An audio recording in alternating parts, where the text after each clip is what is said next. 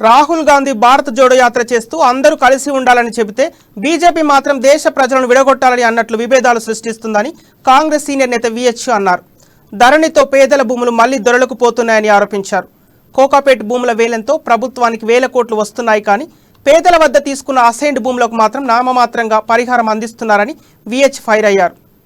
శ్రీ రాహుల్ గాంధీ గారి సాహస నిర్ణయము కన్యాకుమారి నుంచి కశ్మీర్ వరకు భారత్ జోడో అంటే అందరం కలిసి ఉండాలి, భారతదేశాన్ని విడగొట్టొద్దనేది ఆయన ఉద్దేశం.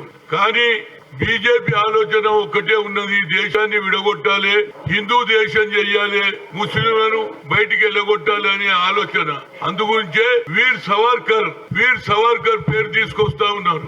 ఆయన దేశభక్తుడట, పండిట్ జవహర్లాల్ నెహ్రూను పక్కకు పెట్టాలని కూడా ఆలోచన చేస్తా ఉన్నారు. అయినప్పటికీ కూడా మీరు ఎన్ని చెప్పినా హిస్టరీని వ్యతిరేకంగా ప్రజలకు ఎక్కియడానికి ఆనాడు స్వాతంత్రంలో మౌలానా మొదలు పెడితే సర్దార్ పటేల్, పండిట్ జవహర్లాల్ నెహ్రూ చాలా మంది మహాత్మా గాంధీ అడుగుజాడలో తెచ్చి స్వాతంత్రం తెస్తే వీళ్ళు ఓట్ల గురించి ఈ దేశాన్ని ముక్కలు చేయాలని ప్రయత్నం చేసే సమయంలో ఇంకా నానమ్మ అడుగుజాడల్లో నడుస్తున్నట్టుగా అనిపిస్తుంది. ఆమె బ్లడ్ లో ఉన్నది.